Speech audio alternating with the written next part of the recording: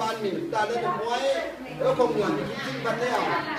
มาพูดเขาพูดควายเจ้านี่เดี๋ยวดุอื่นถึงจะดียังมาต้อนรับจับจมเอาเขาน้ำข้าวน้ำควันนี้ทั้งตายไอ้เน้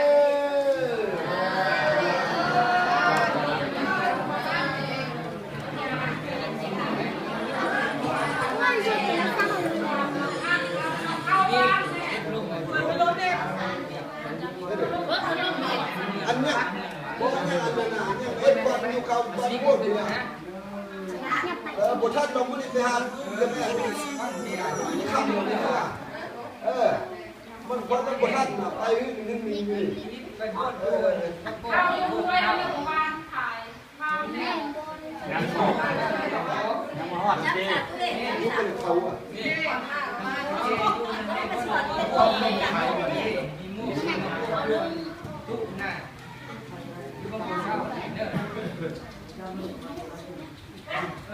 ตัวเงินเนอะเขาเงินเนอะมาละโอ้ลาเนี่ยก็จะดูเป็นบ้านเป็นด้านที่หมดเยอะก็จะคนเยอะเยอะเลยมีเขาจำจมูกเขาจมูกจำเขาจมูกมันขายคนจะผ่านจมูกจมูกควายคนจะมูกคนจะมูกตรงว่างที่น้ำฝน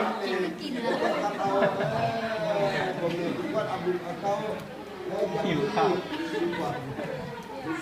ตอนนี้ลองกินก็เสร็จเลย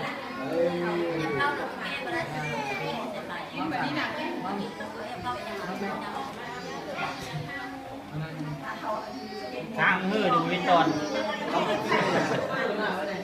สำหรับปลาเลย